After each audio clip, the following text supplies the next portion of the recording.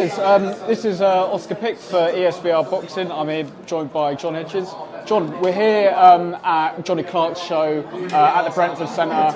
Really intriguing bill. Yeah. Obviously kicking things off. You're obviously here for your stablemate, I believe, aren't you? Yeah, Finley. Talk to me about his performance in that fight. What did you make of it overall? So I thought Finley boxed very well. He had Del Arrowsmith, a very creditable journeyman who's been in the game a long time. He knows how to survive, he knows how to get through fights, and for the first 3 rounds Finley took his time, picked his shots. Second 3 I thought he'd done very well. I thought he lit him up in certain places, done very good combos, and he boxed really well. Do you know what, it was a good 6 rounds under his belt. Finley's very young, and he boxed very well.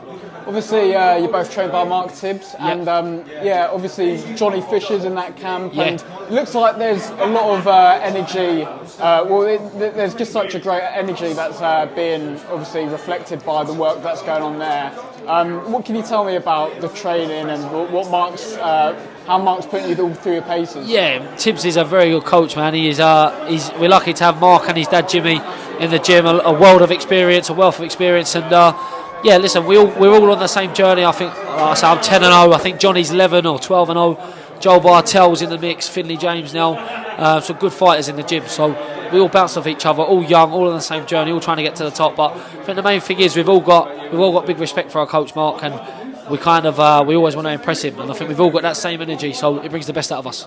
Absolutely. And just looking at you now, obviously you're now campaigning at Cruiserweight, but it seems crazy to me that you were once at super middleweight. I mean, looking back on those weight cuts, how difficult was that? Yeah, the weight cuts were filthy, if I'm honest with you. I think I made my debut at 11 stones, can't even think what championship cruiser is now, for super middle, 11 stones 6 or something like that. Whatever championship is for super middleweight, 76.2 I come in at, and it raised a few eyebrows, as it would. I was 6'6", and this super middleweight's unheard of. But I think with me, I just come from amateurs. I was only 18, just turned. It was like, it just made sense. I'm going into a man's sport. I'm still a kid, really. I thought if I'm going to be anything, I've got to be big at the weight. But I think as my confidence matured, I've moved through the weight classes, and I think half of it is just more belief. I had self-belief, and I think now I believe I can be at the bigger weights. I've just started to perform better. The performances are getting better, getting stronger, and I'm getting maturer with time. So yeah, that's the main thing. Well, you're obviously coming off that great win at the Copper Box, where you picked up the Southern Area title. Now that the dust has sort of settled, how do you reflect on that fight and the performance? Yeah, it was a good fight. I had a good fighter in Lewis Oakford. He was a good fighter, 5-0 at the time. Thought to myself I would have stopped him late rounds, but unfortunately, clash of heads caused the cut, and round 6 the referee called it off. Went back to the scorecards, and I was well ahead. But I think half of it was the knockout was coming. Do you know what I mean? It was on the cards, but just didn't finalise. But bit of a gutting way to end it, but it is what it is. I'll take the win and we'll move on. Do you know what I mean? Yeah. And in terms of your progression now, obviously traditionally you see a lot of fighters go English level, British level, European. Yeah. Is that what you kind of hope for, or? Yeah, I think. Look, if the English title goes, I believe it'll become vacant very soon. I think Vidal will fight for the British or so and so. If it becomes vacant, we might go for it, but it's got to make sense. It's got to come in the right time.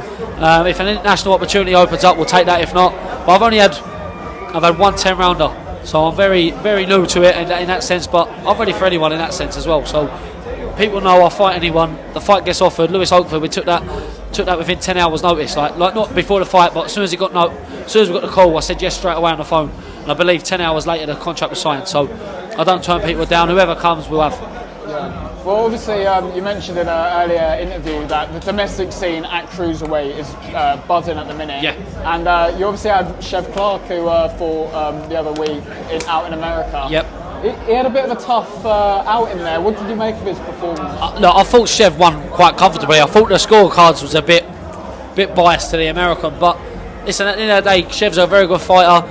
He's moving at a different pace to myself. He's a bit older than myself. I think Chev's in his 30s. He's about 10 years on me. And look, I think Chev will be at a world title very soon.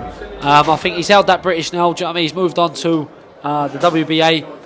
I reckon he's probably 2 fights away from a world title shot, and I hope so as well, because Chev's a double nice man and he's great talent. Happily to shed a lot of rounds with him sparring. I can vouch for him. He's a very good fighter, and he's going to go on to big things. Yeah, well, obviously another Sweet James. Another guy in and around the sort of British scene, Jack MASSEY, is heading out to Saudi Arabia to take on Opetaia. Yeah. Tough ask for MASSEY. What chance do you give him in that? I give MASSEY a proper chance. I'll be honest with you. I think Jack's very good. I don't know Jack personally.